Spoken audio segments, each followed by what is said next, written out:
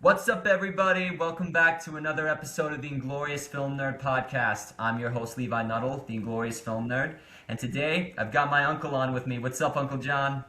Hey, how's it going? It's good to have you on. So, this is episode 6 of talking about the Best Picture nominees before the Oscars. And would you like to tell our lovely audience which Best Picture nominee we're talking about today? We are talking about Guillermo del Toro's 2025 Frankenstein. Let's go. Love that movie. So, would you like to describe your journey with the film? Because this is the one you want to talk about. So, let's tell us a little about it. I went in thinking like it was going to be overhyped because you and your dad had been talking it up, just talking about how great it was. I had every intention of watching it. I'm a huge horror fan, horror nerd. That's basically 80% of what I watch. So was going to watch it, but after you guys had talked it up so much, I wasn't sure it was going to live up to the hype, but I actually think that it did, and I absolutely loved it.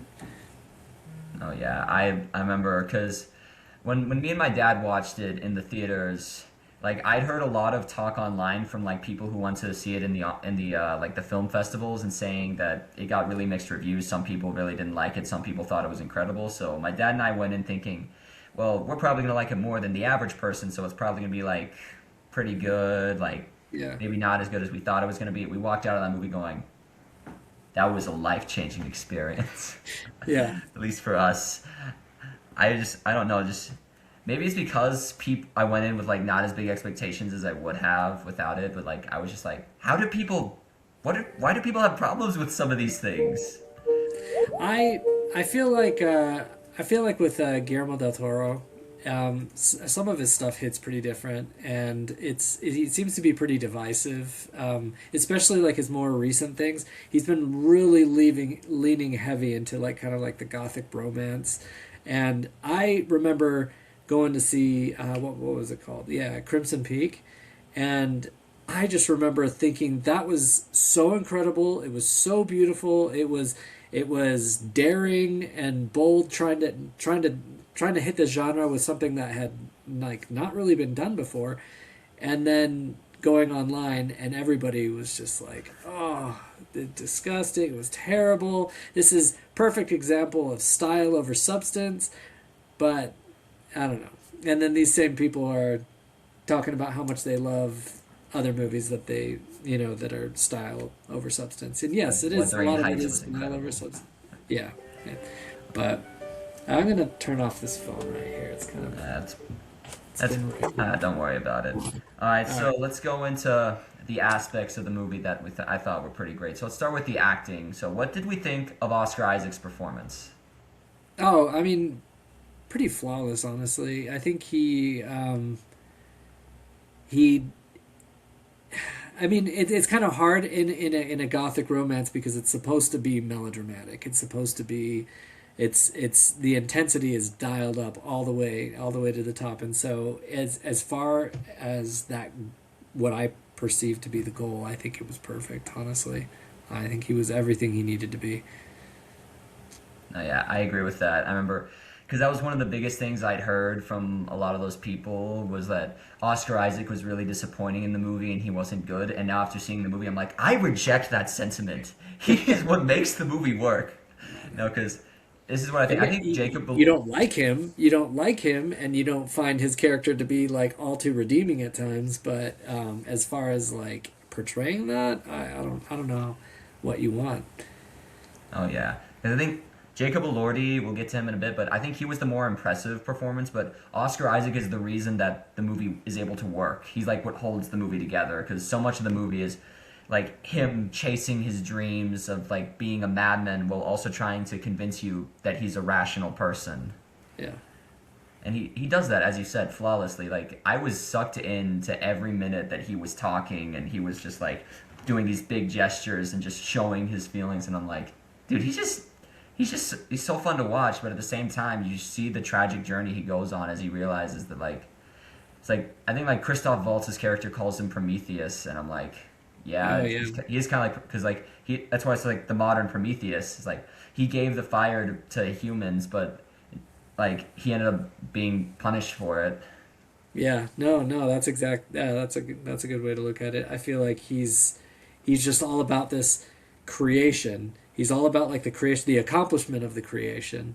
But then once he's done, he's just kind of like, all right, that was good. Let's look, let's move on. Let's get other. He had other plans for it, but but just like also captured really well this kind of like I don't know how would you say it like a generational trauma, like where he's like trying to, he's he's got his daddy issues that he's working through, and then he's yeah, obviously imprinting that sense of abandonment onto his yeah, onto his creation as well. And but he Yeah. just does it. He does this whole cold-hearted rationality, selfish rationality, like really well.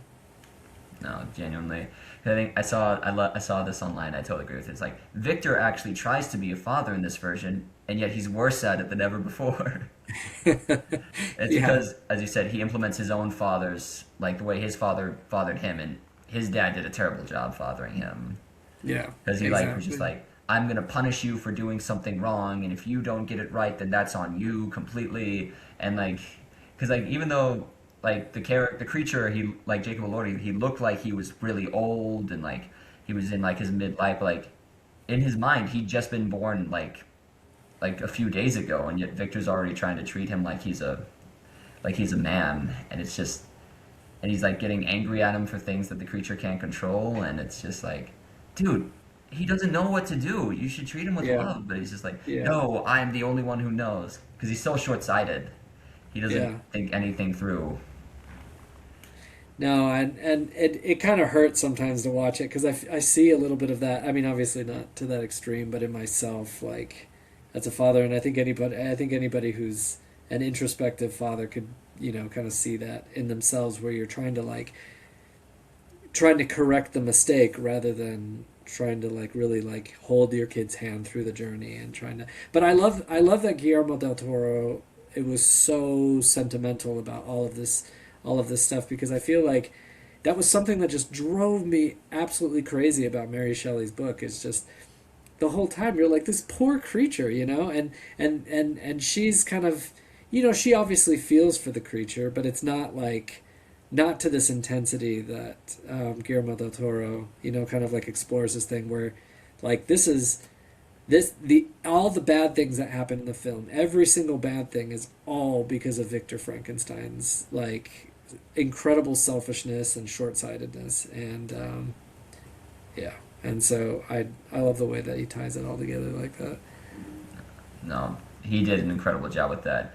And it's because like Guillermo says he connects a lot with the creature. I remember I saw an interview with him and it was so beautiful because he's like, we're all basically like the creature, and he said like people have such a weird way of like defining what makes you a successful person. He's like, and I love the way Guillermo says this. He says, a wealthy person is someone who has enough. Like, if you have enough to just go and, like, hang out with someone and go, like, get food with them, then you have enough. But if you have, like, planes and billions of dollars, but you're still trying to get more, you're not really a wealthy man.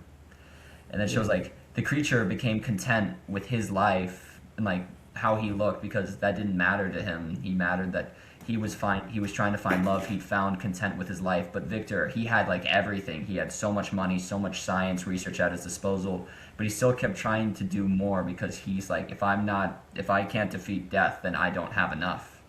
yeah. This kind of like character of like endless ambition and just kind of losing sight of the forest through the trees, and yeah, I thought that was awesome, and yeah, that's a good point. Yeah. I also do just think I did believe Oscar Isaac did have a change of character by the end. Like that was probably really hard to do, but like I believed it. And like even if it did feel a little rushed, I think that's more in the screenplay than his performance. But like for what it was, he did an incredible job acting like he could see how bad of a father he had been and was trying to just be like, don't make the same mistake I did. Go live your life as a beautiful human. Oscar captured that in a way that I think would have been really hard to capture for any other Yeah, actor. the ending did feel a little bit rushed to me. Like he had Victor Frankenstein had a lot to pay for in terms of like the what he had inflicted on society as well as the poor monster, but like it was just a bit of a quick wrap up. You know, you tell your story and everything was like, you know, hunky dory afterwards. It felt a little bit, it felt a little rushed, but I love that that growth in his character, and I love that it had that ending. I just wish that they had kind of, you know, made it a little bit a smoother transition. It was just kind of jarring. But Yeah, it's one I of my guess it was main. a long story that he told, so I guess it wasn't that fast. Like in yeah, but No, but like he could have maybe taken a little more time to develop that part of the story, and maybe taken a little less time to show Victor in the tower creating things, probably. yeah, Because we did I spend a don't know lot of how time you on that. did it. I don't know. Yeah, I loved every second of it still, so it was absolutely, yeah, great. Now let's talk about the guy who got the Oscar nomination, Jacob Elordi as the creature. Oh my gosh, he's unrecognizable in this role. yeah, I don't see Jacob yeah. Elordi. I so and then this like my horror fan of this is, you know, obviously I'm going into this expecting a little bit more of the grotesque. You know, you've got Scream Queen Mia Goth in there, who's like in tons of horror films that I watch. But like, I love how Guillermo del Toro does this thing where, you know, just kind of combines this absolute like grotesque, like some of the most grotesque images with like this like raw sentimentality and making you feel compassion for something that's just completely like grotesque and disgusting. And he does it really well with Jacob Elordi. You know, like those scenes where he's down, like chained down, and he's like, you know, just like loving the was it the leaves? It's been a while since I've seen it, but you know, he's like Yeah, like the leaves floating on the water.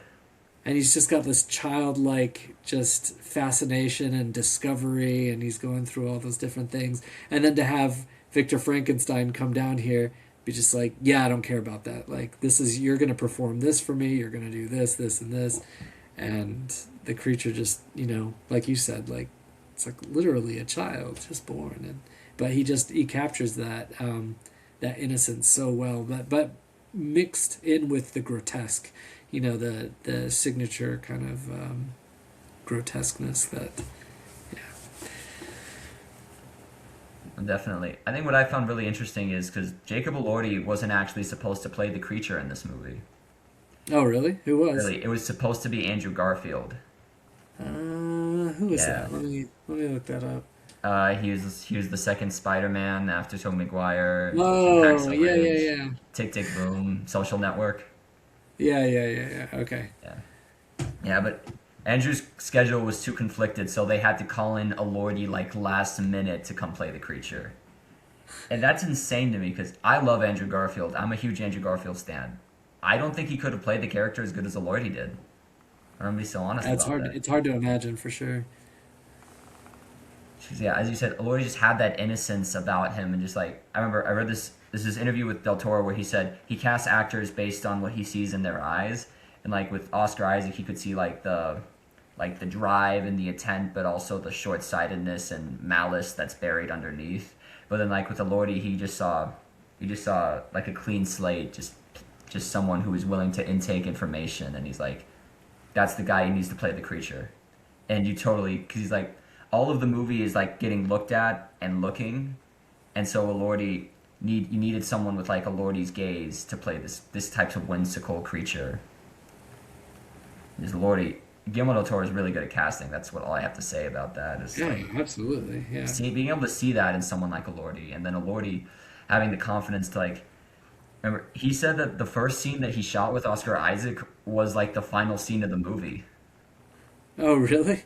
I guess Really, it's and yeah. so that's where he had to like discover his voice. But he said it was really Um, nice because once he just stopped thinking about it and just let it come to him and just let the voice come out, and he's like, oh, and then it just flowed naturally, and then like I was able to get it for like the later scenes where he was speaking for the first time. He said because I already had the experience of making it talk for the first time, that scene just came like way better to me then. it was powerful, man. It's yeah. That's a really interesting insight because yeah, it seemed like he was just thrown in there at the last second, but he just made just absolute gold with it for sure. All right, now let's talk about. You mentioned Mia Goth. What did we think of Mia Goth? Um, it's so hard for me not to kind of like take all of her other characters and put it and to put it on her like this. But yeah, she was everything she needed to be. I don't know if she was like incredible, but I always love Mia Goth. Yeah, she always does a great job. Yeah, her connection with Elordi, I thought was like one of the best parts of the movie because her having the genuine care for this creature she's never seen before, and then like being able to look at him as if he's like the most beautiful thing ever, and then like Elordi's reaction to that, I was like, this is what love actually feels like. That moment was one of my favorite moments of the movie. Oh yeah, no, for sure. Sorry, I thought you meant like her specific acting, but yeah, no, and her character. I think her acting added a lot to that movie, is what I'm Yeah, saying. But no, like for as you sure. said, I don't think it's like Oscar worthy, but like as you Yeah. said, it was like what it needed to be, and it was perfect for what it needed to be. Yeah. No, and I love what Guillermo del Toro did with her character, how she was kind of like she's walking into like this abusive relationship and being like this is not right. This is clearly not right, and she's kind of betraying this deep love that she has already for Victor Frankenstein just because like she knows that this is just absolutely wrong and she's absolutely betraying him just to to do what she thinks is right. And yeah, so I don't know how you are with spoilers with your show, but yeah. Oh yeah, I think most people who watch this should know I put a spoiler warning in the description. Occasionally I forget to say spoiler warning, but I'm sorry if you watched this far in and had things spoiled, and if you hadn't read the book of Frankenstein or seen this movie, You had it coming. then you had it coming. I'm so sorry. 'Cause assuming you've also seen my other episodes, you know that these are spoiler reviews. Yeah, no, no, absolutely, absolutely. Well, she's fine. She ends up being just fine. She no, no, Yeah, I thought she had great chemistry with Oscar Isaac too. Just oh yeah, like the scene where like he's pretending he's in the confessional, and then she acts like she doesn't know it's him, and then she slowly reveals, "Oh yeah, I saw you coming a mile away." I yeah, thought yeah, that was yeah, like a yeah. really fun bit of like because you can see there is a connection between them, but she can also completely the character and her can just also completely tell like what Victor's a bad person. Yet she's drawn to him in some way, and I just thought it was just a really interesting way to portray the character, and I loved it. I think yeah, I wasn't sure what it was going to be, but it had this very like yeah the gothic romance, a very classic gothic romance where you've got these flawed characters who fall in love despite differences, but then obviously because of some like tragic thing things don't work out. But I think I felt yeah I really felt for their motivations throughout the film, which is always I always feel like really difficult for a lot of especially in the horror genre, like finding people that you can kind of relate to despite like how different they are from you. But yeah, no, they did a great job. No, yeah, okay. Last performance we'll talk about Christoph Waltz, the Oh legendary yeah. Christoph Waltz. Yeah, I've never seen him in anything that I was not just completely amazed by. So yeah, Yeah, I remember I rewatched like a little bit of the movie today, and what really took me is just how you can completely tell from the beginning that like spoiler alert again, but he knows that he's slowly dying and why he want like because like when you first watch the movie, you're like something's up with this guy, and you don't know what until like he reveals he's slowly dying. And he wanted Victor to put his mind in the creature's body, but then yeah, like watching his acting like again, I'm like oh yeah he totally knows he's dying right now, and he's being so he's like, I need you to do this for me. And Oscar's like, well, why? What's in it for you? He's like, you don't need to know that. All you need to know is I'm giving you everything and do it now. And I'm like, yeah, oh yeah. I was like, there's like, you can see like the desperation in his eyes. Like, he's like so calm and collected, but you see him like, I'm dying right now and I need this to work out. I just thought, Waltz portrayed that perfectly. And I'm low-key kind of sad he wasn't in more of the movie, but for what he got in the movie, he was phenomenal. Yeah, he really was. I that's yeah. Now that I think about it, he really wasn't. He didn't have as much screen time as I was hoping because I guess his character is kind of tangential to the whole story. But yeah, no the typical the one thing that the ultra wealthy can't have, which is eternal life, and they're just trying to and trying to throw down as much money as he can for that for that dream. But brings in a whole realm of issues of class and power and stuff that he throws into it, which and then to have the way he died at the end, which was like pretty brutal, just So he brutal. was. I mean, because you felt for him too. Like he wasn't like he was more likable than Victor Frankenstein was Oh in a yeah, lot of different no. ways. But just the way he just gets absolutely betrayed by Victor Frankenstein and just and dies in the super grotesque way. And yeah, I thought Yeah, that because was like Victor cared more about finding eternal life than helping Christoph Waltz. yeah, Because yeah, like yeah, Waltz is like, I did all this for you, now you should help me, and Victor's like, no, I'm doing this so I can find eternal life, and you just helped me, and I'm not gonna help you back, yeah, yeah, because you're gonna ruin my life's work. And like yeah. it was like it's like I paid for your life's work. You should. It just shows rich people just don't know how to talk to each other. Yeah, yeah. Well, I mean, yeah. I mean, he was super he was willing to give. He was willing to give a lot, but at the end of the day, he had that one goal, and Victor Frankenstein got was being I don't know was not gonna take no for an answer. So Definitely not. No, but yeah, I loved his character. Now let's talk about the real star of the show, director Guillermo del Toro. What did we think of his direction in this movie? I think I mean it's to say I can understand why a lot of people don't like him. I mean I felt like it really similarly than I did when I saw Crimson Peak, where it was just very he's very overly sentimental. I feel like a lot of the time where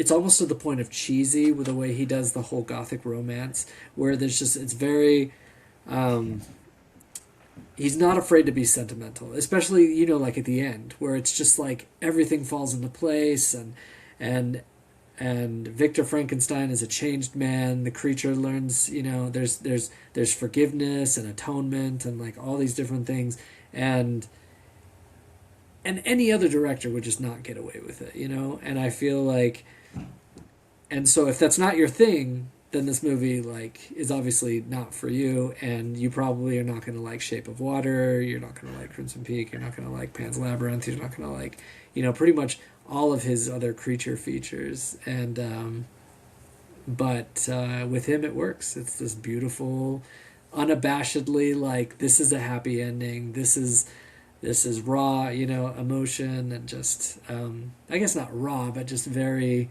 stylistically beautiful emotions and not being ashamed of it, where I don't know, sorry, I feel like I'm rambling, but yeah, No, that's no, no.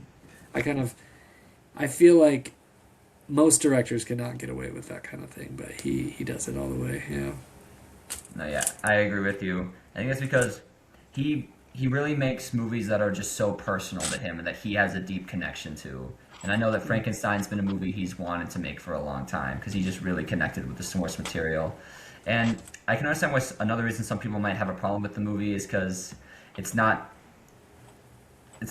it's not as much as an adaptation as I think was promised necessarily because he does change the ending to make it so like again as you said it's more like forgiving and like more cheesy in a way. But Yeah. I think again he gets away with it because that's just truly how he sees the book. He's not remaking Mary Shelley's novel into a movie. He's remaking how his connection with Frankenstein into a movie. Like this isn't Mary Shelley's Frankenstein. This is Guillermo del Toro's Frankenstein, and Yeah. I loved his version of it. Like because Yeah. I'll throw in like the screenplay because he also wrote the screenplay for the movie too. Oh, I really? was Okay. yeah. So he directed and wrote the screenplay. Like he was really connected to it. And I think, like, 'cause some people might have a problem, like the creature should have looked more ugly, or like the creature should have or like they shouldn't have been forgiving. And I'm like, did that necessarily ruin the movie, or was it just Yeah. you were expecting a pure adaptation? And I feel and I've got I have some like of those viewpoints as well. Like I do think that things were a little bit beautiful, too beautiful for me. And I think that he does that because people are stupid and people can't feel empathy for a creature that's not beautiful. And I just think that that's a flaw. That's a fatal flaw that I think we as humans have. And I like it. I like it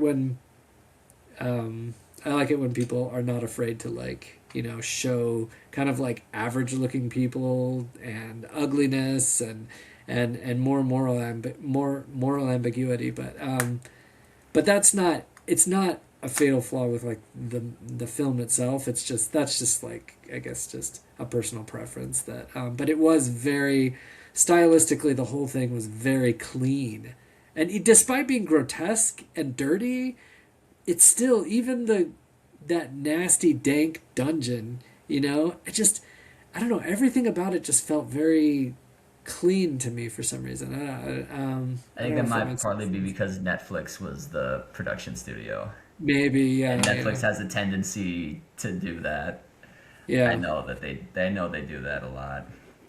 No, But but his, yeah, but rich colors, the use of colors throughout the entire film was just absolutely stunning as well. Like I just remember those opening scenes when Victor Frankenstein is at his childhood home, and then he's stand and his mother comes in, and and she's just like this angel, like this, and this imposing figure walking up the steps or down the steps, something.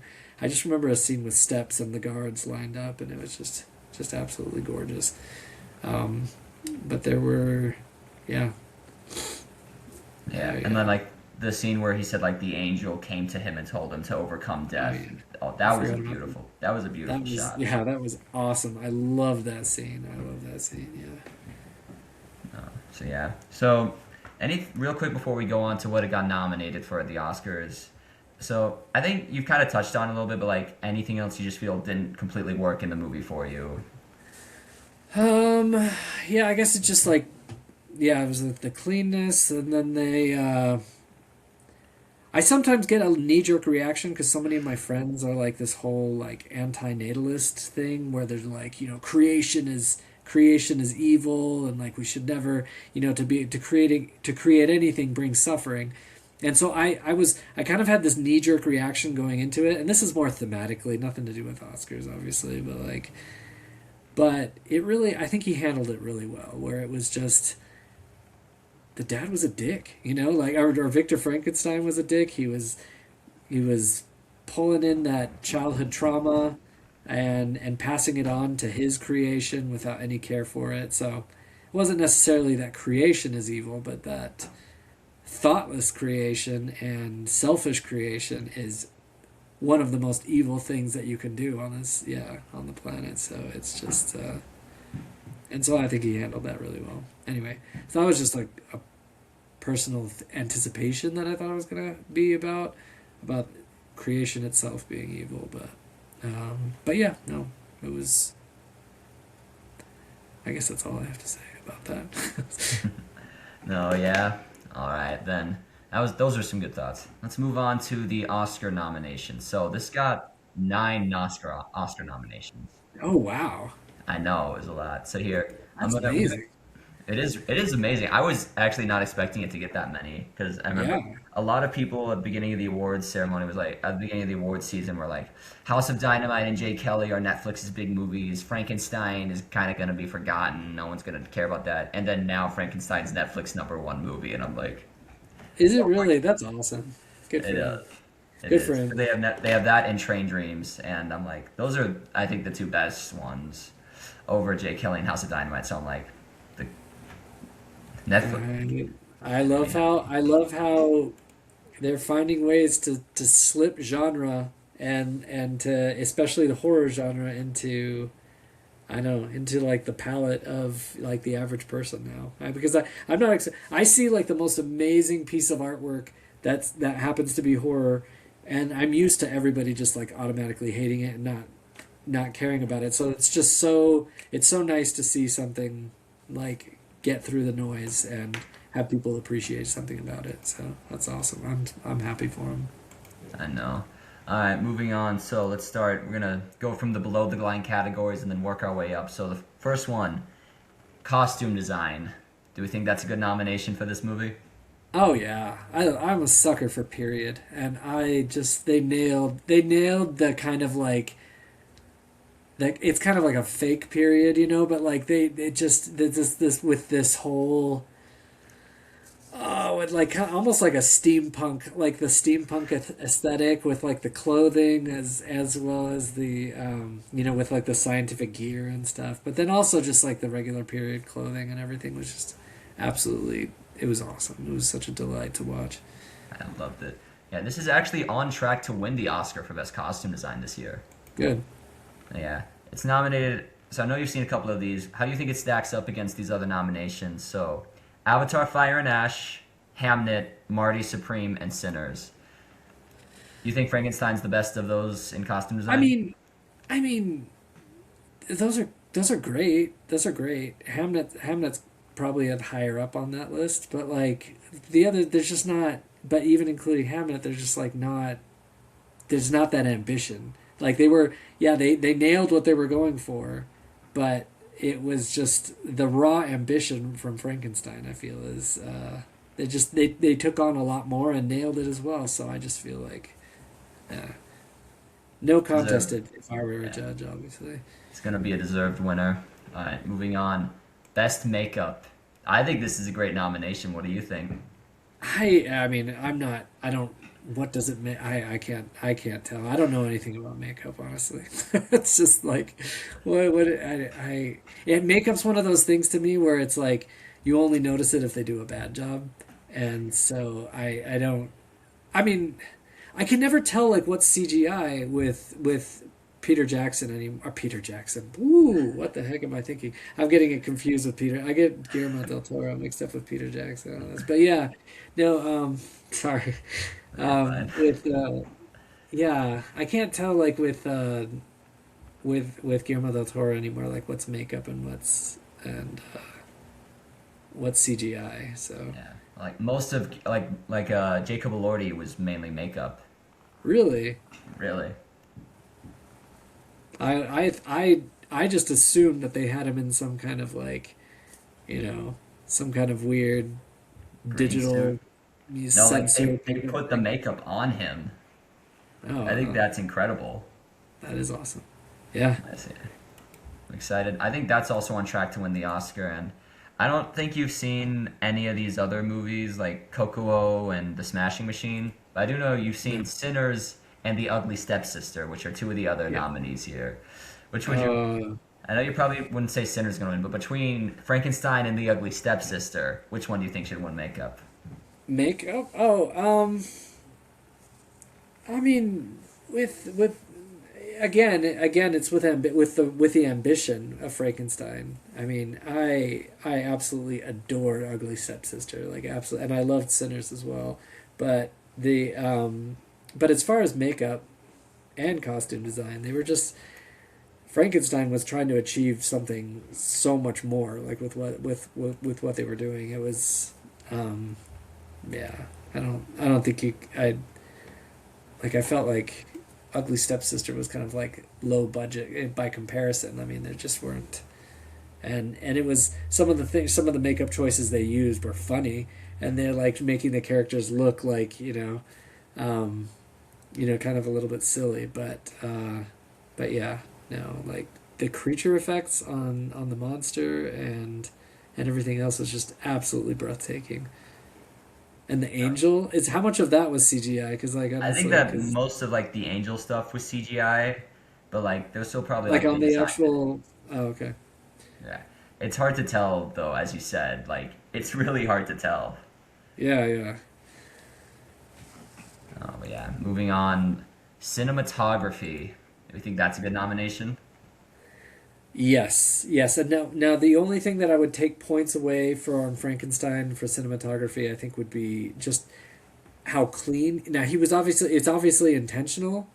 Like I love those scenes where he's looking at that laboratory. I loved like I wanted to explore every little piece of that laboratory. Like I thought it was absolutely gorgeous, like what they did with that, and also Frankenstein's childhood home.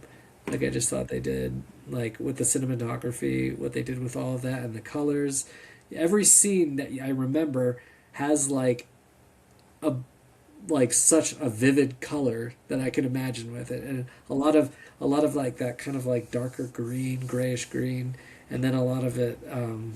Anyway, just absolutely, absolutely stunning.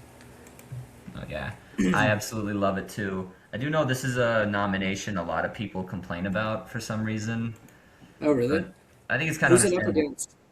What's it up against? Marty Supreme, One Battle After Another, Sinners, and Train Dreams. She's one of the most stacked years of cinematography I think I've ever seen. Yeah, that's tough. I mean, that's hard because a lot of those, I think, whatever it's gonna win, whatever's gonna win is gonna be held up to like stylistic choices. Because I mean, um, do you like, do you want something that's raw and cinema realite, or do you want something that's like a page from a storybook come alive, with like very stylistically almost like cartoony, in a way, and Yeah, that would be more like Frankenstein, whereas like the other ones are just they're trying to accomplish some incredible feats of cinematography, while making it look like true to life. So that's, I mean, just totally different, I guess. yeah. Like whatever wins here, it's gonna go down as an all-time winner in this category. I feel like. Yeah, I don't. I a hot take is like I guess like I just don't see what Sinners brings to the table with cinematography. Um, I mean, I love the creature effects and I love the music and I love all of that, but I felt like cinematography was something that it was actually kind of struggled with a little bit more. But I don't know. And that's I'm not a fair. I just think pro. when most people think about the cinematography, they think about the one take scene of "I Lied to You." Oh, I see. Do you know, like when Yeah. I hear mostly about Sinner cinematography, I mainly only hear about "I Lied to You," and I don't really hear about anything else. So I just think Yeah. people think it should win based off of "I Lied to You," and then they Yeah, don't really no, no, think no, about no. like the You got to nighttime look scene. at the whole. Yeah, that's ridiculous. Yeah, you got to look at the whole body of work in order to, You know, come up because with maybe that. there's You like a can't just few shots of ignore. Frankenstein, like you said, look a little too clean that people are like, see, it shouldn't have gotten the nomination. But you're like, no, no, no. No, You no, look at no, the whole thing. no. Yeah, yeah, yeah. That's ridiculous. Yeah. Moving on, production design. I Oh love yeah, this. This is one of the yeah, best nominations for this movie. It's like, say what you want about the cinematography if you don't like it. The production design?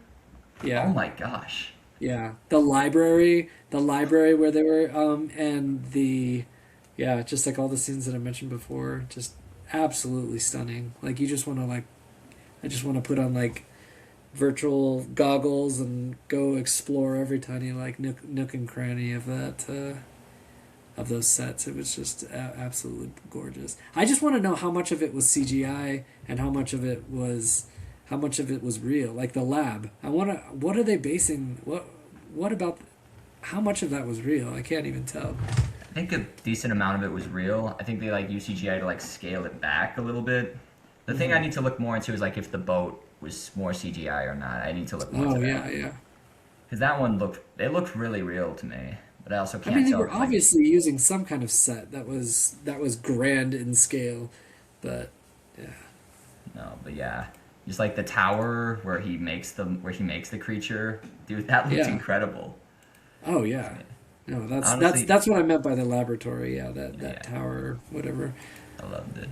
Honestly, I think that this category is Frankenstein's to lose. It's up against Hamnet, Marty Supreme, One Battle After Another, and Sinners. And those all have great production design, but I just feel like if they're not giving it to Sinners, what would they give it to? I mean Frankenstein. I said Sinners. I meant Frankenstein. I meant Frankenstein. Yeah. Again, it's like it's hard because it's like do you reward the ambition? Do you reward the ambition of doing something that's completely stunning and different, or do you do it based on like that, that whole cinema realite, like with one battle after another, or Marty, or did you even say what were Yeah, they Marty again? Supreme, One Battle After Another, Hamnet, and Sinners. Oh, okay, I okay, think okay, okay. Sinners and Hamnet like capture their periods perfectly. Like they capture the Yeah, periods perfectly, and then One Battle and Marty Supreme like do very good. Like, well, I guess Marty Supreme is also kind of a period, but like One yeah, Battle yeah, captures like contemporary design very well. But like as you said, Frankenstein is like the ambitious one, where like they're yeah, creating like things that don't exist but also do exist and morphing them together in something that just yeah, seems so cohesive. yeah. That's again, I think it all comes down to preference, like whether you want to reward something that is just absolutely trying to bite off something really massive, or somebody just honing down into the craft and really trying to get capture something that is looks conventional but doing it in a very just a very realistic way, but not as stylistic, you know. Yeah, where Frankenstein is just like not it's just completely stylistic and just completely yeah, yeah. It's Oh, beautiful. yeah. Beautiful, beautiful. All right, moving on. It got nominated for Best Sound Design. What do you think of that? Huh. Um I can't I typically I didn't notice anything super ambitious with the sound necessarily. But I don't know. I guess I wasn't paying attention. Ever. What I what's wasn't paying attention too much either, but then I rewatched it, as I said. But like the uh-huh. beginning, the opening scene with the creature going to the boat, I noticed a lot of really good sound design with like the Oh, the gunshots going off, the crackling. crackling of the snow, Yeah, yeah, and then yeah. like Jacob Elordi's voice yelling, "Where is he?" and like the boat. I thought it was actually really amazing sound design. Okay. And so yeah, Okay. I'll have to rewatch that. and Yeah. like the lightning when like the creature is being made, it was That's pretty right. good. Although I don't necessarily think it should win this category, but I'm glad it's nominated. Yeah, So yeah, the other yeah. nominees are F1, One Battle After Another, Sinners, and Surat. Hmm. I never even heard of Surat. I guess I'm not. I think you might like that movie. Okay. I'll have to check it out. It's got impressive sound design. Like that's the noticeable feat of Surat. No, but yeah, like I think that like the design, the sound design of Sinners is, I think one thing it has over Frankenstein, because like Sinners is all about like the music and like hearing like the action Oh yeah. sequences. Oh yeah. Yeah. The music of Sinners is honestly like yeah, is really incredible. So yeah, so I think this nomination, I think it's good. I'm glad it's here. Does it need to win? Not necessarily. Like I'm just glad it's here. Yep. Like the win is the nomination. Yep. And it's a great story. I love the story. I've always loved Frankenstein, but it always felt very dated because the morality, I think morality evolves over time, and I feel like that was something that Guillermo del Toro did really well, was just take this antiquated morality and kind of like more modernized it, where we actually, you know, it makes Victor Frankenstein the well, he's always been like the central, you know, villain of the story, but it spelled it out a little bit more clearly, and it's beautiful, it's refreshing, like yeah, and I love how it straddles the horror genre as well as the I don't know what else it would be, but it's clearly more palatable to people who don't like horror as well. So Oh yeah, definitely. Moving on. The score got nominated. What do you think of the score? I'd have to, yeah. I was distracted. I was distracted by the pretty colors. That's fair. It's a good thing to be distracted by. Now, yeah, I thought the score was really good. I thought it did a good job of elevating the story. I don't think it should have gotten nominated for the sole purpose of I think the Marty Supreme score should have gotten nominated instead. Because the Marty Supreme score, I think, elevated the movie more than the Frankenstein score did. What was up with that? I guess I'd never talked to anybody about this, but yeah, the whole time I was watching that movie, I was thinking, what were they thinking in like the best way possible? Like making like where we've got this movie taking place like in the 60s, right? In like early Yeah. 60s was it? And then we've got like an 80s soundtrack. Like what like exclusively 80s soundtrack. Like what is going on with it? It was so weird. I loved it. It It was was so good. yeah. No, yeah, I think like Frankenstein, not a bad nomination, but I don't like that it was over Marty Supreme. So like, I would put Marty Supreme in, Yeah, and I even I then, mean, like, at least maybe I would have to listen to it again, but that was something that just slapped me in the face with Marty Supreme. So it was more memorable in that way, I guess. no, definitely. But then, yeah, I seeing that I don't think Frankenstein is gonna win because Sinners is gonna take this category pretty easily. I Oh feel yeah, yeah, like. yeah, and that would be deserved. That was super bold and ambitious as well, and they pulled it off. They pulled that part off like really well. I loved. That's probably the best part of the movie, in my opinion. It was just amazing, like showing all these displaced and um, the cultures and victims of imperialism and stuff, and taking their music and having them all like blend together and make like a song together, and that was just super really bold and yeah, awesome choice. Oh yeah, I love that score. I'll talk more about that on the Sinners episode, guys. It's coming soon. All right, moving on. Best adapted screenplay. I feel like we talked a lot about the screenplay already, but do we feel like this was a pretty good nomination for it? Yeah, yeah, it was yeah, like I said before, just I love what he did with this kind of like gem but kind of antiquated story that had some, like some problematic like elements to it, and he was able to like finesse, yeah, use his finesse to just make like a great movie out of it. Yeah, I loved it. I will bring up, and I do know a lot of people out there have a problem with the "you are the monster" line. Do you think Oh, that was like a bad line, or like I think it's a little uh, cheesy. I don't think it ruins the movie necessarily. it doesn't ruin the movie, but it's, I guess, again, audiences are stupid. They sometimes need somebody to like, oh, okay, I get it, yeah, Also, some people think that it was like a Netflix told him to add the line, which I yeah, wouldn't put it past them. They're like, yeah, no, Guillermo, we need to spell this out that Victor yeah, is the monster. yeah. No, that is who's it up against for So it's up against, this is a stacked category too. Begonia, Hamnet, One Battle After Another, and Train Dreams. okay.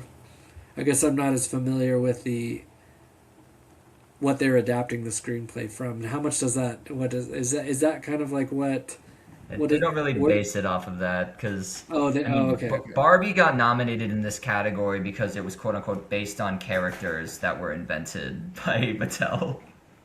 I see, I see. So So this is like more like what?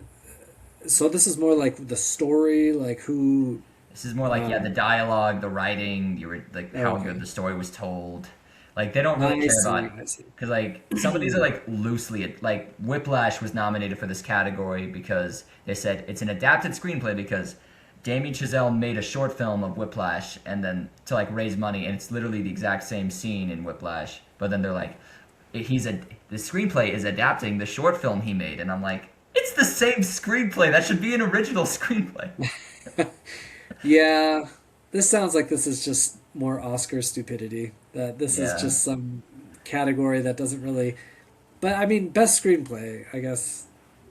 Best screenplay makes sense, but why? Why does it have to have? I don't know. I guess I don't understand it. Yeah, I don't think anyone ever will. But between this and One Battle, because I know you've seen both of them, which one do you think should win screenplay? I think One Battle. Yeah, I just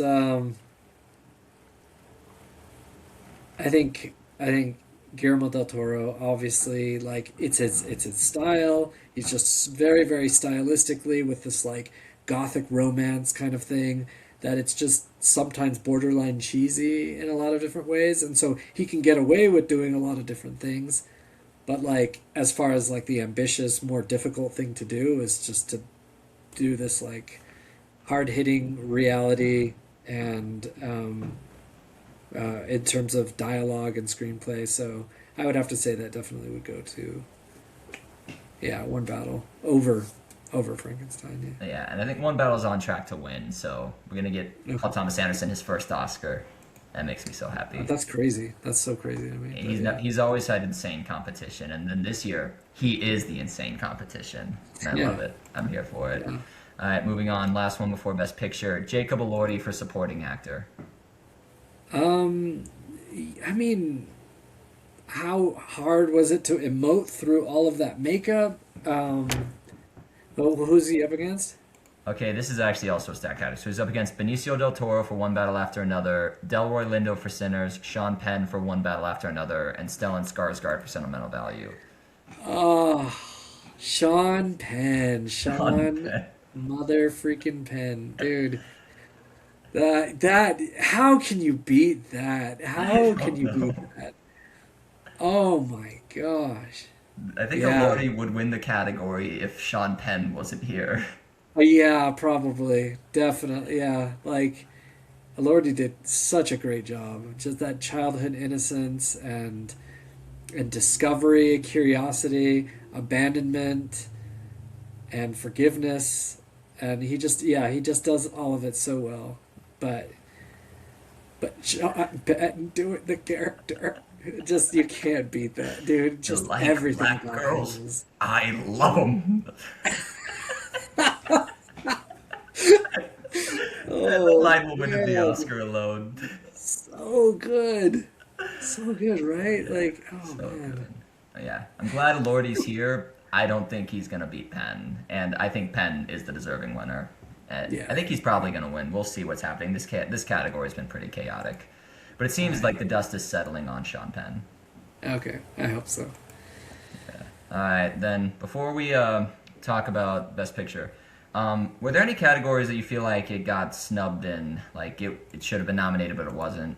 Like audiences, like You'll have to remind me what are some of yeah, the like categories? it's like visual effects, film Oh yeah, editing, casting, um, Oscar Isaac for Best Actor, and Del Toro for directing. I think those were all in a little bit of the conversation at some point. Would you think any of do you think any of them are like I don't have uh, strong feelings. I don't have strong feelings, but again, this is just classic when it comes to like the horror genre is being looked over um, for effects and things like that, and just because people find it distasteful and lowbrow, and it is, but it's also awesome. So and and that's what matters. I mean like Um, Sinners got nominated for VFX and not oh Frankenstein. yeah, but like come on, come on. Like as far as horror, as far as the horror genre goes, their effects were very tame, very tame. And I think that was that they were telling a compelling story that needs to be told, and people loved that so much that they're willing to just throw any categories. Yeah, Yeah. any category. Well, not to say that it doesn't deserve like any of the categories, but I don't Like think it VFX deserves. feels like a reach of like, was that really the best VFX of the year, or do you just want to give more No, nominations to the especially when you're movie? comparing to like the decades of snubbed like horror effects that have been that have been completely looked over. Yeah, I don't think so. Oh yeah. But do you think Frankenstein was also snubbed in the category though, or do you think it's probably fine that it wasn't there? For Yeah. effects, I think so. I think just because it's a genre film, it's a genre film, specifically a horror genre film, and it's more. It's not a traditional horror genre film because it did bring in like it did a lot of audiences were able to overlook some of the icky stuff that they didn't like from typical horror stuff. But like, come on, like horror always does the best for effects. They're just No, they're, yeah. I think that like well, visual effects and like makeup should probably be dominated by horror movies most years. they really should. They really should. I mean, effects. I mean, to be fair, like I think the Avatar, what's it called, Fire and Yeah, Ash, but that's like gonna win. We all know it. that, and that should. As much as I hate like pure CGI type environments like that, like he does it in such a masterful and like detail oriented way that it's yeah it's amazing. It kind of it transcends like the typical CGI slop that we see. But Yeah. All right, moving on. So it was nominated for Best Picture. So you think this was a good nomination? yeah, it's nice to be nominated, but I don't know. I don't think I would. I don't think I would say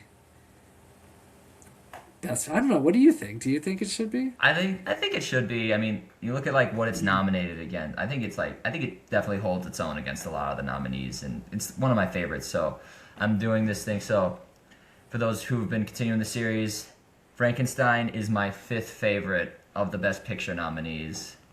Well, what are your others? I gotta hear it. So I've been slowly drip feeding them. So the ones I've said so Yeah. far is One Battle is my favorite. My second favorite is Hamnet. My third favorite is Marty Supreme. My fourth favorite is Sinners. My fifth favorite is Frankenstein. And then we haven't gone to any other ones yet, except F1 is my least favorite. You can watch my episode on Yeah, F1 if you're curious. yeah. I rant about that I movie. I would flip some of them, but I think yeah, I think that's pretty solid though. That's pretty good. Um, yeah, I think it should be nominated for sure. Is one of the yeah one of more one of the better ones for sure. That was a really good year last year. It really was.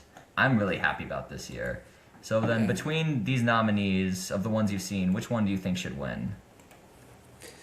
Um, as far as like I came out of it just like exhilarated with just like almost like this just completely happy with it was One Battle. I just thought it just tied everything together so well. It was completely absolutely beautiful. Now, as far as I don't know, Marty Supreme was just such a wild ride. It was such a wild ride. Love that movie. But it just it's like the one that I think I'll remember for a really really long time. But yeah, it Like, just didn't. I think there's like one can be your favorite, but not the one you want to win Best Picture sometimes. Yeah. So I would still say One Battle. I think my list would be One Battle, and then Frankenstein, and then Marty Supreme. And I have a lot of complaints about Frankenstein, like with some of the style that they like what I said about like with the things being too clean and things and some of the lines being a little bit cheesy sometimes, and the end just being a little bit too neat with the whole like, I oh, I forgive you. say my name and gave Yeah, me yeah. joy. But I just and I've said this word over and over and over again, and but like the ambition of it all, I just yeah, I'm always willing to overlook some faults, a lot of faults, if you're trying to like create something that's truly great, and because of that, I think it really hits up there for me. All right. Well, thank you so much for being on this episode. It was so much fun to Yeah, have you. yeah, this was a lot of fun. All right. So before you leave, I do this thing where each of my guests give a hot take on cinema. So what is a hot take that you have that you would like to share with our audience? Oh, I got so many. I got so Okay, many. just say Why, say one. like in your trailers, stop with the old like 80s dance hit songs slowed down to make it sound more epic. Like just like every single trailer does that, and it drives me nuts. Think of a Yeah. new idea. Yeah, Toy Story Okay, did okay. that. Here's a good one. Here's a good one. A What? good bad take.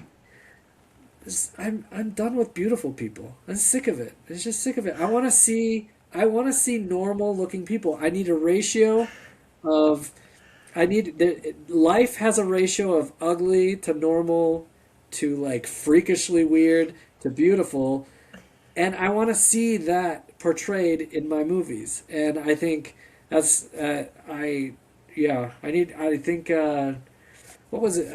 Marty Supreme did such a great job with that. Did such a And great also job One with that. Battle. Yeah, One Battle did a great job with that as well. No, but like And it's like nothing like you gotta Wuthering have. Heights, where they just cast a bunch of beautiful people in Oh, the movie. it's just I'm so done with that. I'm done with that. I want to see ugly people in movies, and I want to see a lot of them. I want to So see them playing the leads again. yes, yes, absolutely. I know that's a really good hot take. So thank you for that. Thanks again for being on the show, John. You were an amazing Yeah, guest. I'm glad you got to talk about it with me. absolutely. Thank you so much. I had such a good time. All right. All right, everyone. I'm Levi Nunnall, the Inglorious Film Nerd. We signing out.